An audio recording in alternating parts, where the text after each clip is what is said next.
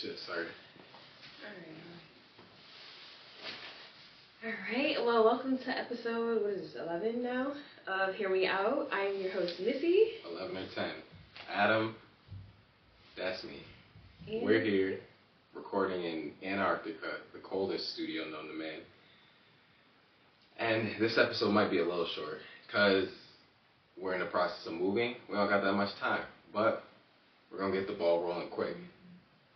I want to announce the first official kind of like segment on the show. I don't know if I want to call it Lovers Anonymous or Lovers Anon. Okay. But it'll be our little thing. Ain't nobody going to be sending in requests, but we'll have topics about relationship advice. Okay. Life advice.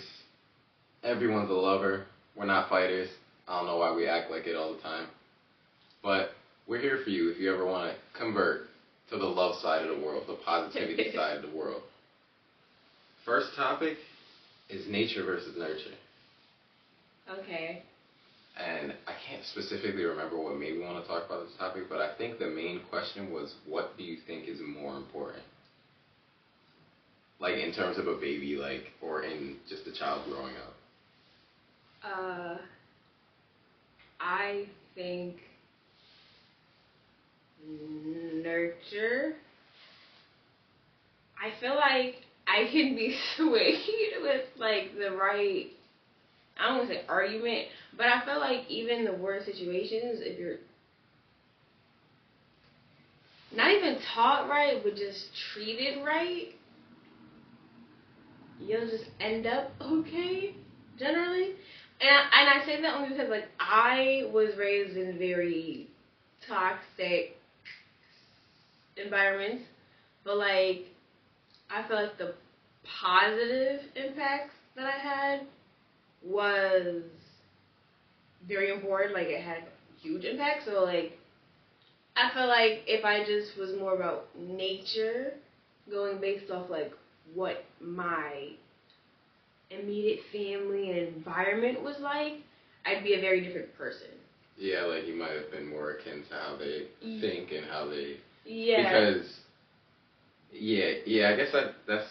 And I'm not gonna say I don't like have some of those like tendencies. Like I know, because but I think your nature is it may always be like a small part of you, but I think in relatively, like if you just think mathematically, like my nature is what I'm born with, but I've been on this planet say 25 years. Like, at what point does nurture overtake nature in your life? Yeah. Because, like, at a certain point, everyone has to realize, like, the stuff that happened to you that might have been bad is not everything. Mm-hmm. You know what I mean? Like, it doesn't define you. It's not supposed to continue being a part of you. And it's like, that's why I do think nurture is more important, because it's like, even when it comes to, let's say, like, helicopter parents, always being on your kid, never... I think I remember why, because I was watching a podcast, and they were really arguing over if a kid got injured, say like a broken arm, and the like one of the parents was far away, had to take a plane trip back.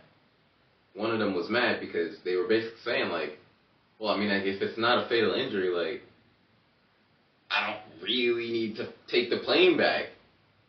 Like, and especially, like, not immediately. Like, maybe, like, he broke his arm, he's got a cast on, like, I'm gonna finish up my shit real quick and then just fly back out, see my kid type. But, like, she was really pressed about the urgency of it. And I'm just like, you know, I feel like what people don't realize is, like, you do a lot for your kid, but a lot of people don't realize how much of what they do for their kid is what they do for themselves. And I say that because in that situation, I broke my arm as a child. My mom, I never saw my mom that day. I didn't see her until like later on in the hospital. I broke my arm. My brother, we were riding the bike back from school, and I was riding on his handlebars. This is why, from this day on, I never rode on handlebars again. I barely could ride on the spokes of the back of a bike. I was like, if I'm not driving the bike, I'm not riding it. But I was on the handlebars, and you know he's riding and stuff, and he's doing well, but he hits a crack. I fly off the handlebars, bonk, crack my shit. And I remember, I'm funny because for some reason when I get hurt, like my shock, like makes me just give up a lot of the time, or like just not react at all. And so like I broke my arm, I hit my arm, I got up immediately. And then like I would have just laid there. Nah, I got up immediately. No tears, no nothing. Got up immediately. I don't even know what my arm looked like at the time. I didn't even look at it. But I'm walking over, and my brother clearly can see me, so he's like, "Yo, we gotta go home. We gotta go home." And when I tell you, I go over to this yard, and I get to starting to lay down, and I'm like, "Yeah, we gonna get there, but just give me a break. Just give me a break. Give me a second. He's like, "Ty, you gotta get up and go right now." So he's like. He's pushing me, and we make it all the way to the my mother's house at the time. Mm-hmm. And he calls my mom. My mom's at work. She can't even get out of work, so she calls my little brother's father, who at the time was a little more of like an involvement in the life. Mm-hmm. I think at that time I was going over to the father's house along with my little brother sometimes. Okay. So he picks me up. He brings me then to his house. Nigga, I'm on the couch, like, eating a popsicle or some shit, like, just vibing, broken arm. And my mom, like, I think she called me, or she had, like, the father put her on the phone type shit. Mm-hmm. And she's just chatting, talking me through it. She's like, "You good? Like, you gonna be alright. Like, I'm gonna have them take you to the hospital and la la la la." I don't remember if I took an ambulance. I don't remember if they just drove me to the hospital. But I do remember when I finally saw, I didn't cry at all. When I finally saw my mom, bro, I bust out into tears. Bro, at this point, I'm already like taken care of. You feel me? Like, I'm not even in pain no more. But like, as soon as I see my mom, I'm like,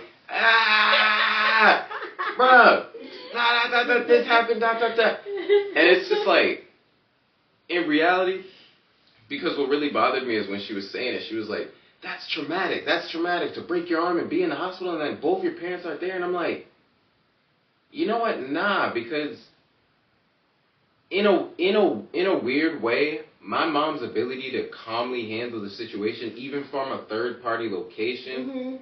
and then, you know, she gets to me later. I don't even think it really mattered to me if she showed up. But it's just like, I don't fear.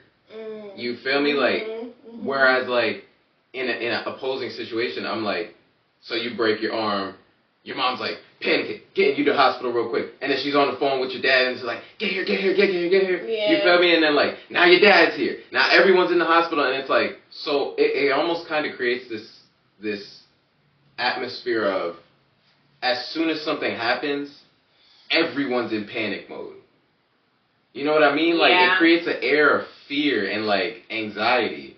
Where it's just like, nah, bro, like, handle it calm. Because that type of shit affects your kid.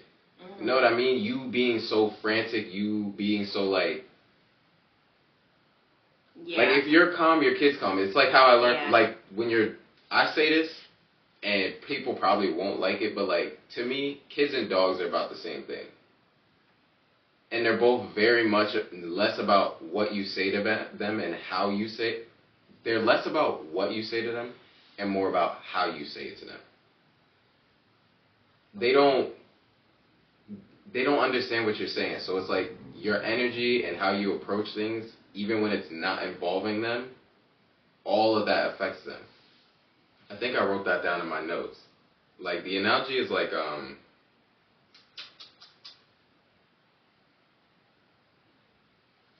I was like, babies are like sponges.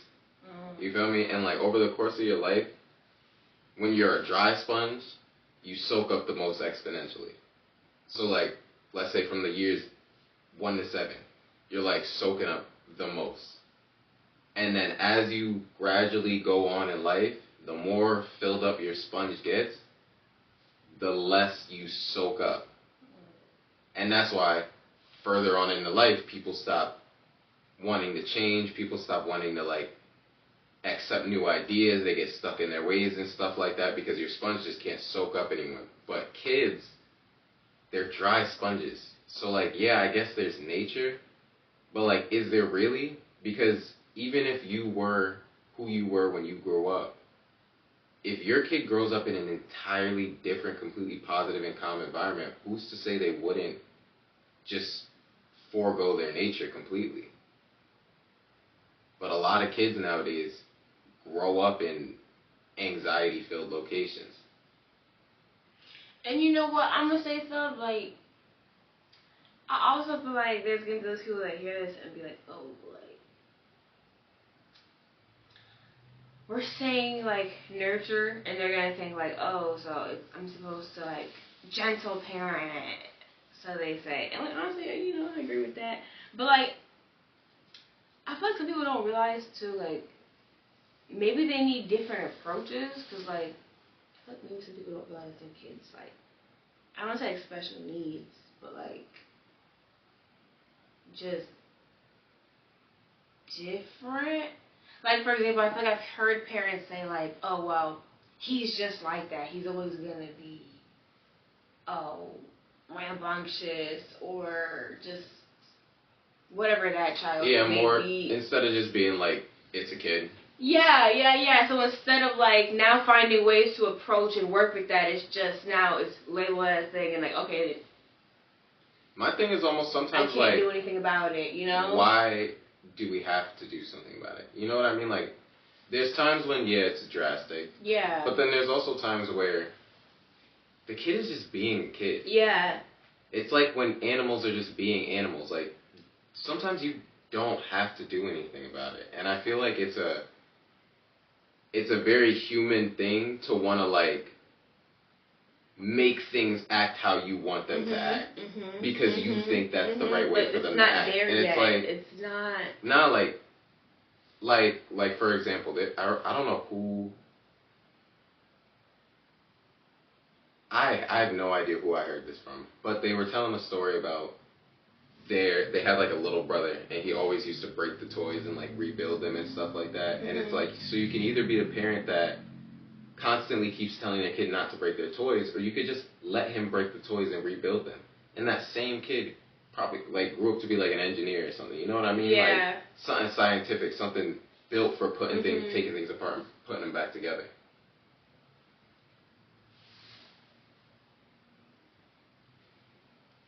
I feel like, in essence, like, kids raise themselves. Like, I feel like we put too much emphasis on what we try and, like, educate on them versus what they actually learn by themselves. Yeah. So, like, yeah, you send your kid to a good school, but when he comes home, he learns nothing from you. And anything he does learn from you may be, you know, negative or this, that, and the third. Where it's like, me personally, like, school's great and all, but, like, I'm really only concerned with it teaching my kid, like, actual, like, educational skills. You know what I mean? Where, like, when he comes home, I'm going to be teaching him other shit. More, like, practical shit. More, I don't know, heritage. Like, it could be fun. It could be, you know, like, taking apart a car engine or learning how to, like, work the grill or anything like that, taxes and all that other nonsense. But I kind of hate the idea that, like, oh, school has to just teach my kids everything. Oh, okay. So what do you think school should teach them, like, specifically? Like if you were the board of education. Well, the thing is, I kind of believe there should be a clear-cut difference between actual gen pop studies and electives. And for example, a lot of people believe, let's say history should be teaching Black history and, you know, like all these other just little different history notes. Me personally, I believe Black history is a topic far too vast to be relegated to 1/4 or 1/2 of the school year. Therefore, it makes a lot more sense to make things more niche, like Black history, Latino history, Greek history, in electives. so that those things can be more focused on that. Whereas like, let's say the regular history class is mainly focused on U.S. history, and therefore now they can focus more on legislative things, things like taxes, things that actually matter versus learning about the Holocaust in my regular history class. I don't really need that information. But if your kid wants to be a history buff, he can go and take extended electives. And plus, electives are the ones that give you college credits. College like, is about I hear what you're saying, like with the whole elective thing, because that, alright. I feel like, okay, creates opportunity where, you know, kids can figure out, like, you know, what their, you know, what their niches or, you know, whatever their interests are. Okay, I hear that. Because one of everyone's least favorite things about school is having to learn shit that they don't want to learn. So I hear that. But then you're saying having a basic history class is like what history? Because then it's hard for me to see how we're going to talk about U.S. history if slavery's a fat chunk of it. And I get it, like, oh. No, I don't. So even like, oh, we just don't need to know about slavery no more. That would be in the Black History class. In the so you're American Black History section. So, but you're telling me that one could just choose to never take those classes if they ever wanted to. So one could choose to just be ignorant. Do you think not knowing about slavery is what causes ignorance? Fair question. Let me think about that. Because I think it's completely possible to be born into this world and not be racist without ever knowing a thing about slavery. I wouldn't have hated Jews, and I never needed to know about the Holocaust.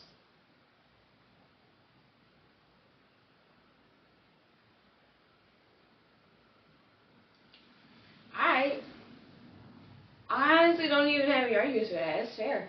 It's knowledge, but it's not the same knowledge. I'm not going to say it's useless knowledge, but there's knowledge that helps the kid in his life going forward. Yeah, because I do feel like racism is taught. Like, I feel like there's, like, parents saying it to their kids, but I'm like, I feel like if racism maybe if it's not, like, a regular thing, maybe, like, not even, like, oh, white people wouldn't talk about it, but, like, maybe, like, a white person that doesn't know anything about, like, that's just not a racist who was never taught that shit.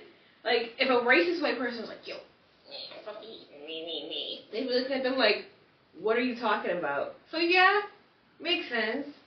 It's like, your kids don't just get born racist. That is a complete, like, thing you learn after that. Yeah. No kid looks at another kid and it's just like, oh, yeah, nah, actually, you look different from me, so I don't like you. Like, it's a completely adult concept, so I think, yeah, it's useful to learn, but put it in a different sector. Put it in another sector, because on top of that, you want Black history to be important, but then you're putting it in a class where kids are constantly learning you stuff know what? That they don't even want to. So now they're paying attention to it less. Yeah, and we're mostly learning about just this. Like, we're not talking about like what we actually did for real. Bro, if I want to be an aerospace engineer, I don't care about slavery. I don't want to be in this class, dog.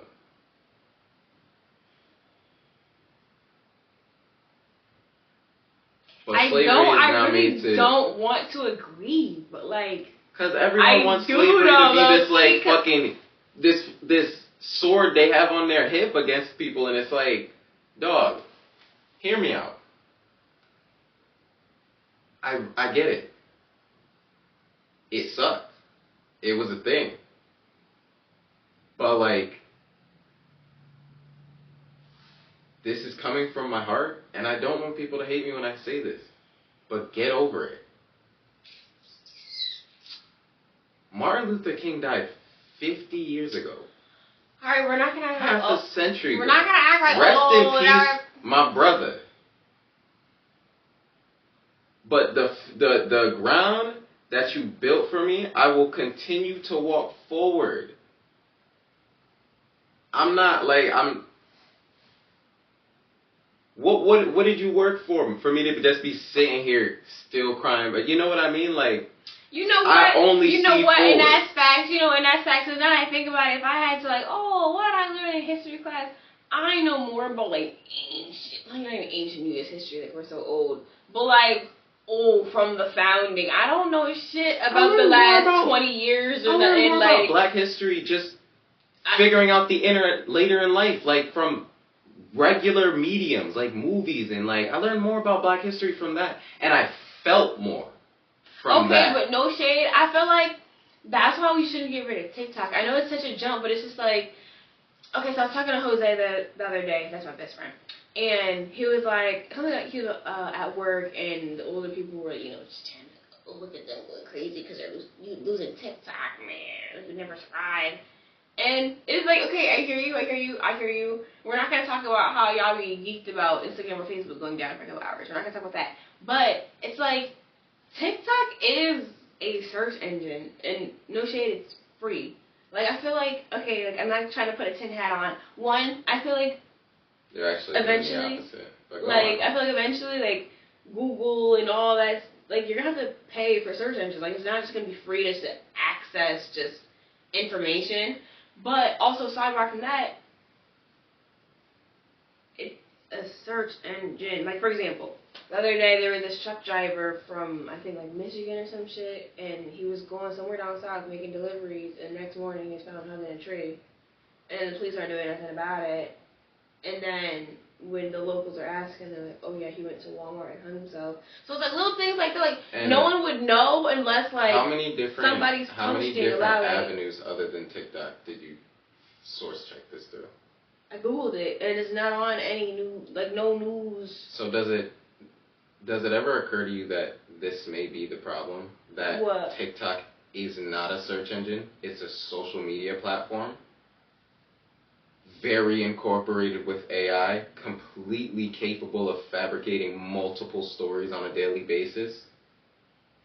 Does it ever occur to you? And we're going to completely segue now because I'm so down to get into TikTok. Does it ever occur to you that, and I'm going to try and sound the least bit militant about this because I hate that, like, I don't want that to be my, like, fear-mongery type, yeah. It is a Japanese, or I don't know if it's Japanese, Chinese, whatever. It's a Asian, I'm trying to think. It's an Asian-run thing. And the clearest factor of that is the fact that their TikTok is not the same as ours. Their TikTok is completely educational, completely political facts. It's very, very clear-cut. TikTok over here is disgustingly, like, it's just everything. Yeah. It's basically an amalgamation of the worst of the internet. And it's like, obviously, what they say in the news, what the government will tell you, and what, like, the Trump regime will tell you is that it feels like psyops. It feels like psyops. It feels like they're trying to destroy our country from the inside by infecting our general populace. You know what I mean? I know what you mean. And it's like, I fully understand. That's why when you were like, oh, y'all tweaked out when Instagram went down, and I've never once heard someone actually care that one of these apps went down. Vine went down, we moved on. Like, you know what I mean? Like, what came before that? Musical.ly or whatever? All these apps went down, all of this shit, and but we that's made because new ones. We've had Instagram and Snapchat and Facebook for fucking ever. And, like, maybe because I'm on social media, like, maybe I'm just thinking more. But, like, I didn't always have Facebook. I got a couple years ago when I started doing hair. And I mainly use Instagram. Stopped using Snapchat, so I don't know what's going on at that time. I go on Facebook and be like, yo, did y'all Instagram get hacked? Snapchat's down again. Like, it would just be down the timeline. People would be talking about, like, oh, what app? So then I would go check. So I would go check and I was like, oh, dang, I am locked out. And God forbid I hadn't seen Facebook first and I was going to check my Instagram and it just wouldn't refresh and I'm thinking, oh my God, did I get hacked? Oh my goodness, like, did they delete my account? Did I post something? Like, what? Like, this is my thing, though. This is not real life. True. So I don't really care, but I'm just saying, but like, so does it ever occur to you how crazy it is, how much people care? Like, it's borderline brainwashed. You have an entire real life to be living.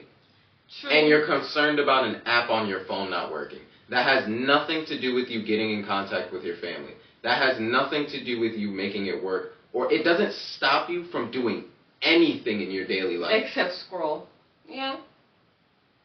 But everyone in this country is just stuck scrolling and not even paying attention to the world around them. That's why it sucks, but I'm going to say here now, I'm going to see what you got, Trump. I've been against you, not even against you, but I've never ever felt like I could believe in any capacity or trust any decision or thing you were trying to do or say, especially say, because you just talk a lot of bullshit. But I've never had a personal conversation with you, and I will never judge someone based off of all this nonsense I see online. I am slowly becoming more neutral than I originally was before. That's it was just big, like, oh, big that. But now, you will never catch his flag in my possession. No, fact. But You'll now it's like, hold up, habit. some things I see why you're doing it, and I see why folks is in uproar, but fuck them. But sometimes like, it's I see why you're doing it, though, like, so, like, you're not here to coddle folks, like, you're here to make, decisions, like, I'm seeing you, so now I'm more like, I'm not gonna support you, but I'm gonna be like, alright, like. Because me personally, obviously I've been busy, so it's not like I'm 100% on it. But from what I've seen, I'm seeing, cool. You want to deport folks you want to deport folks, and that's the first headline they'll see you. Mass deportation. What they seemingly don't tell you is that it's very much seems to be based on people with criminal records. Which, what's the problem? You want your kids safe? Got criminal records, and you just like, but because they're, I'm gonna be rash right now, because they're Mexican, we can't send them away, brother. They're just as you and me. You know what I mean? Like, them being they're not exempt from being a criminal any more than I am. So, as much as it sucks, as much as I want these people to be safe, be okay, and, you know, be able to take care of their families, at the same time, I can't fault the government and the legal force of the world, of my country. I can't fault them for making that decision.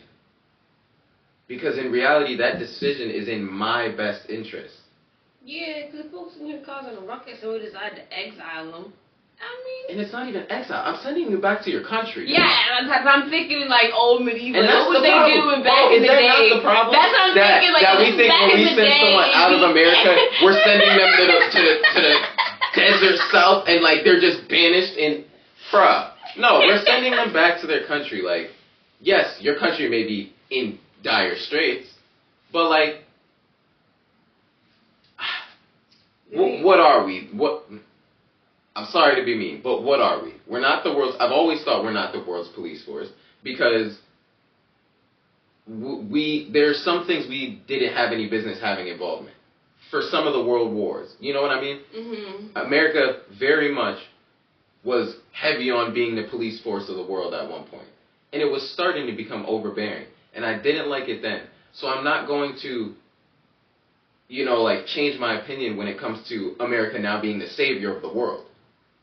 The world is none of America's business. Because we also need to cover damn selves. Like, we ain't doing all that hot. It's none of America's business, bro. Like, we're not like this big entity that like, is so much more powerful. We gotta take care of everyone else. You know, there are people protesting like for us, like overseas and shit. Bro, this thing on TikTok, but like. And I be thinking it's true because people overseas be looking at us like. Easily. Like entertainment. Like we done had the best cable until they put America on cable out there.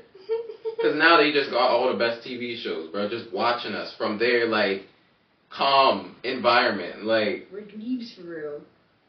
Oh God. We're crying about our gun laws and stuff, and it's like the UK still they ain't even touching that topic.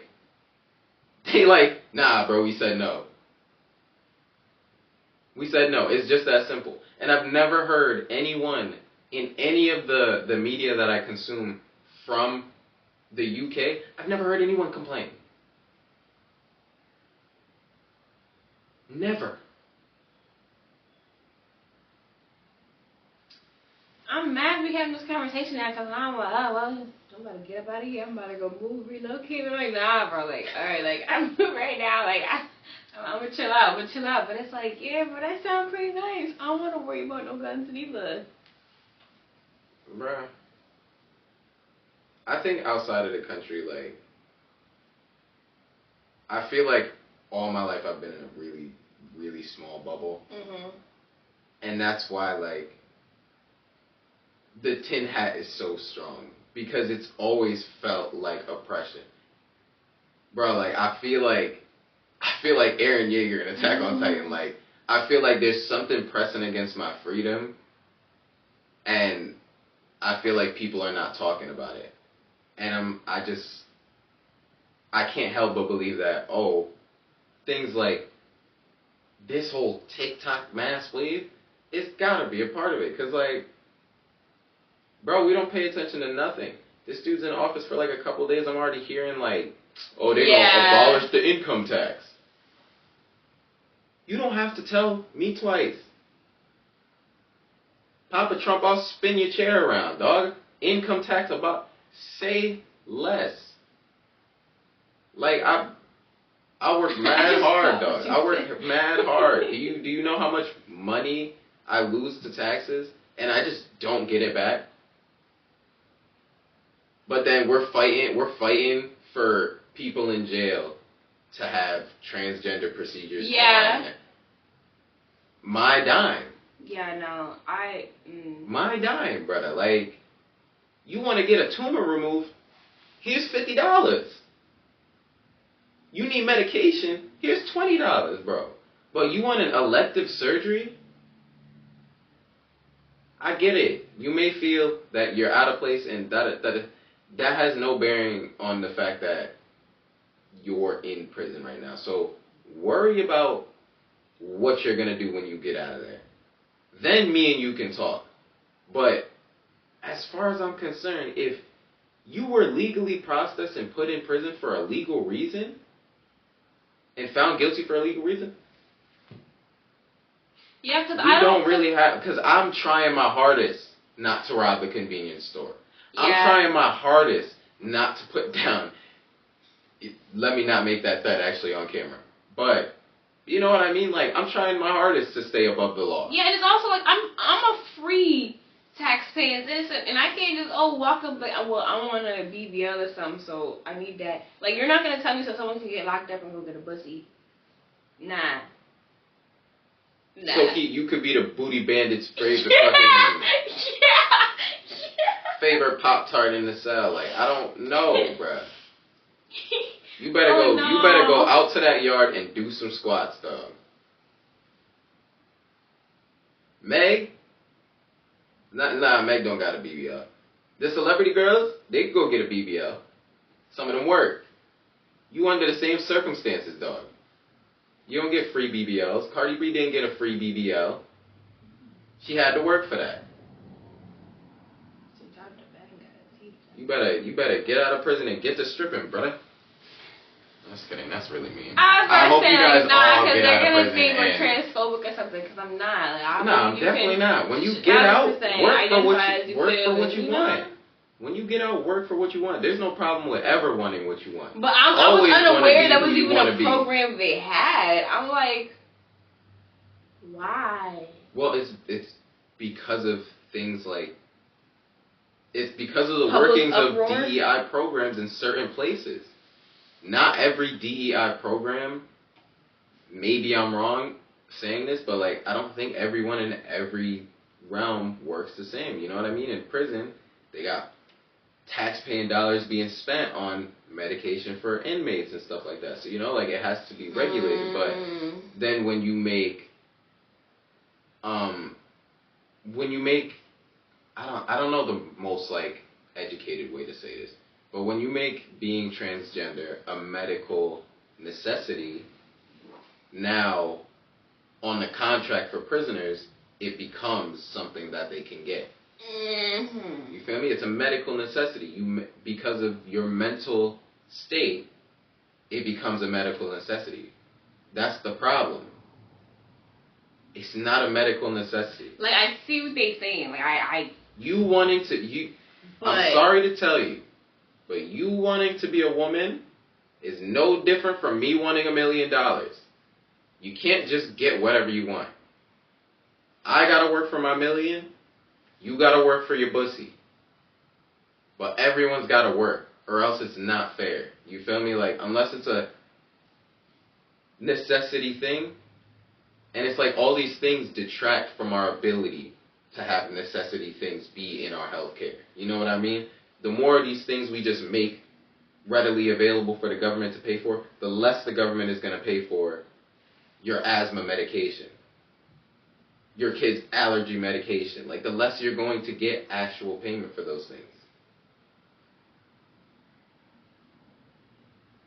Some things just have to take priority over others. And I'm sorry, but my kid's lungs breathing take priority over that. Shoot, kids having medicine in school takes priority over that, bud. So yeah, it may be harsh, but I'm willing to see Trump through in his presidency this time around. Don't get up. Because I'll turn on you at the drop of a hat. Like, I'll start rioting so quick, dog, like, believe me. I'm old enough now where I have like heart in politics. Yeah. You feel me? Like, around and I will burn this whole country down. Stop. We'll just be on the road with picket fences in this camera, like.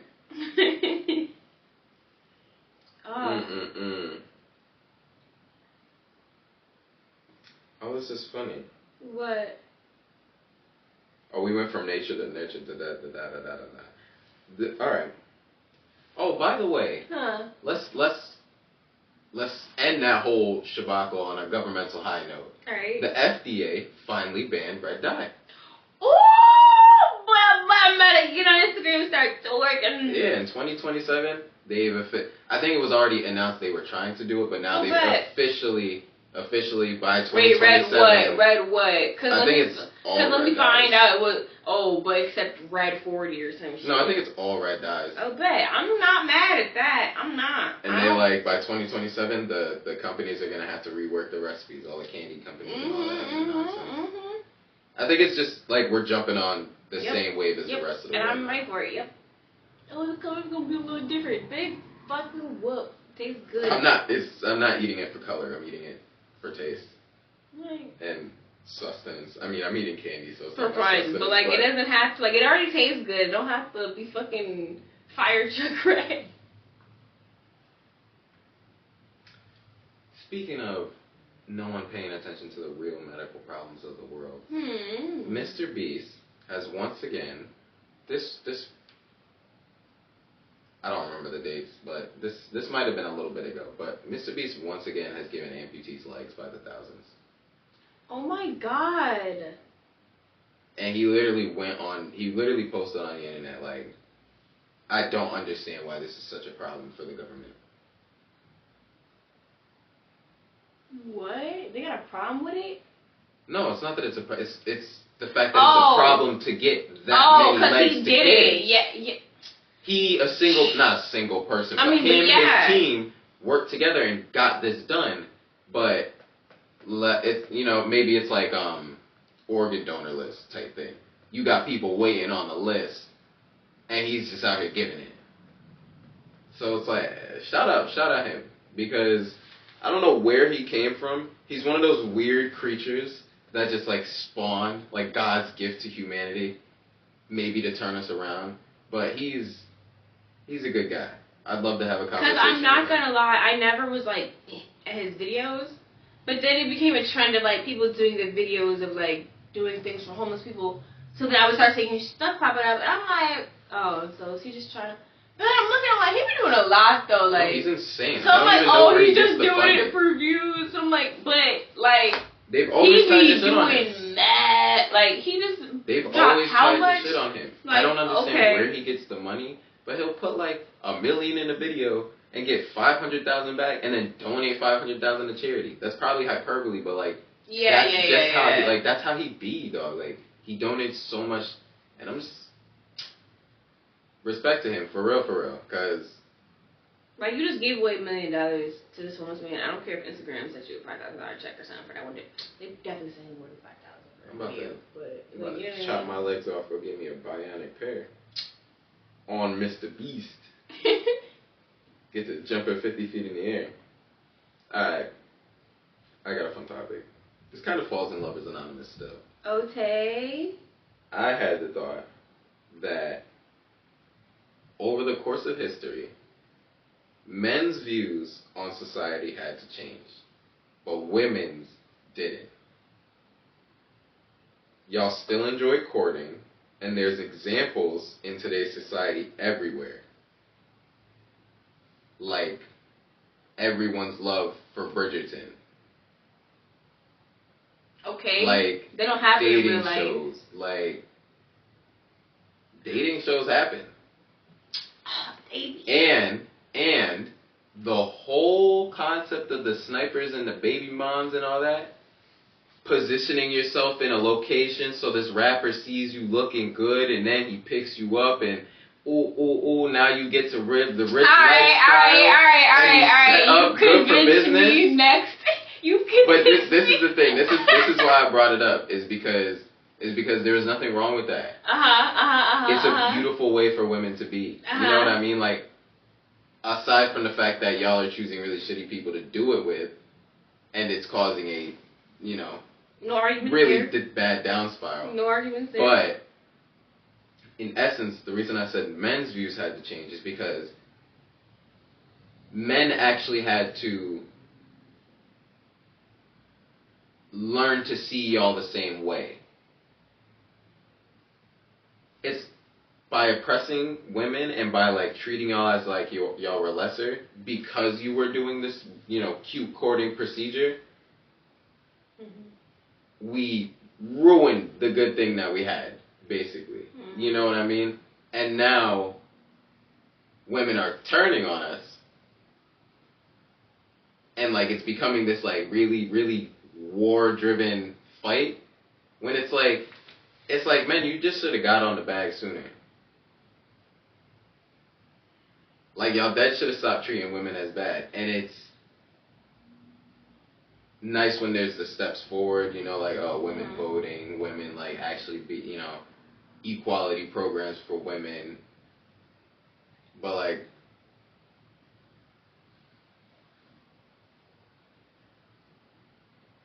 I'm low-key losing my train of thought.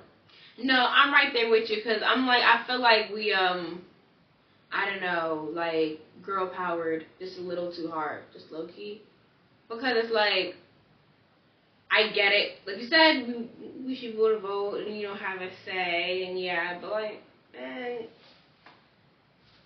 bring back traditional relationships I think I remember where I was going. I think I remember where I was going. So, I'm going to talk bluntly. Go for it. In the world, men's job as man was to lead and to be headstrong and get this done, women's job was to regulate, manage, organize, motivate. Mm-hmm. And in essence, you could almost say the women's job was more important than the men's job. Because as bad as it sounds, the women's job is to keep the men working until they die. Because the men don't mind working for the women. You feel me?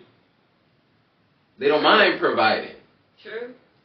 But like, we started to indulge in this negativity where it's like, well, I provided for you, so I should have whatever I want. You should have no rights. Like, nah, I should be able to backhand you whenever I want. You feel me? And you ruined what you had. Whereas like, when you're just, there's an equality nature to it. It's a boss and a secretary. Neither one is more important than the other. One may be in what is perceived as a higher position, but technically, the secretary in any company, if the boss tells the secretary to go tell someone something, because the boss is not going to walk down there, that secretary is the first person he tells to do that. Yeah. She's basically second.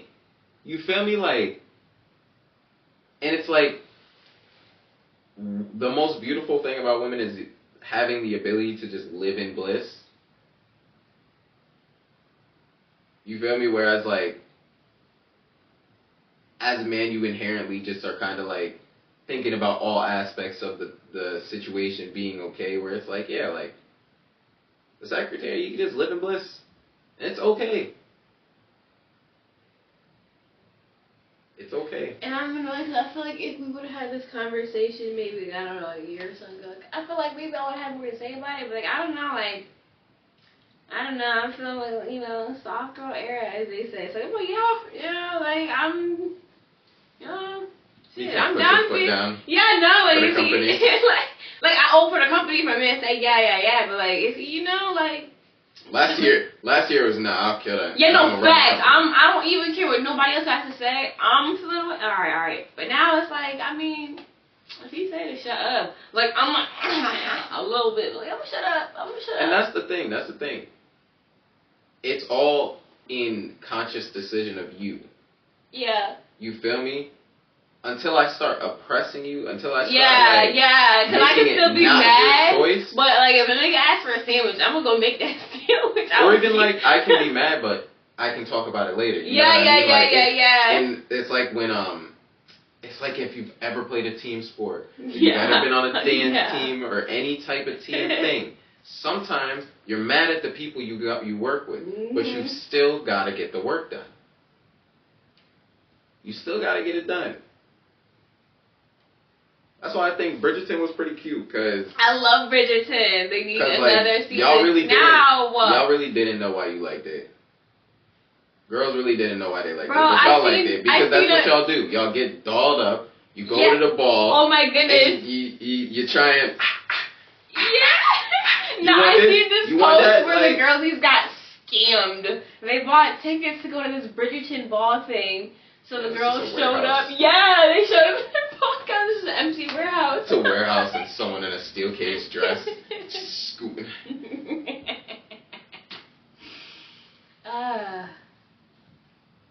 Love your women, man. Yeah. Like, stop being mean, bro.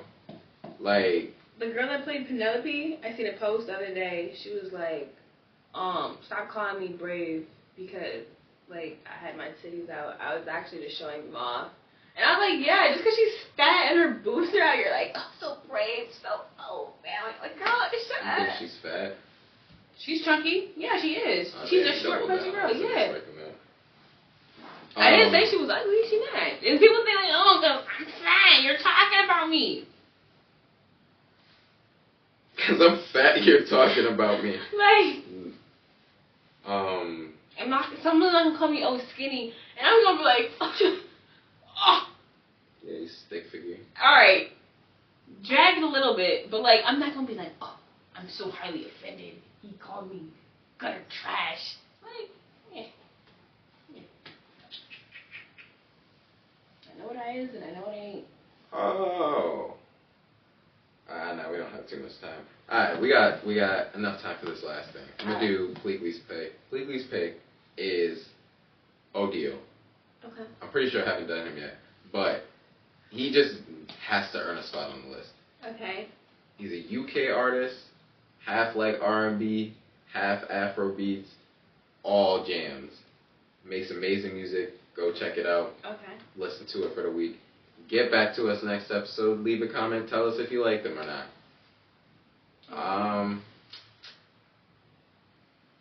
I think we'll have one more episode in the studio, and then we'll be in the next studio. But either way, we will see you next time. This is Here We Go. Like, comment, subscribe. Follow me on Instagram, Big Pink Mo, for more updates, and yeah. Deuces. Trump, don't let me down. I'm watching you. I said cha, and I felt like Dale. yeah.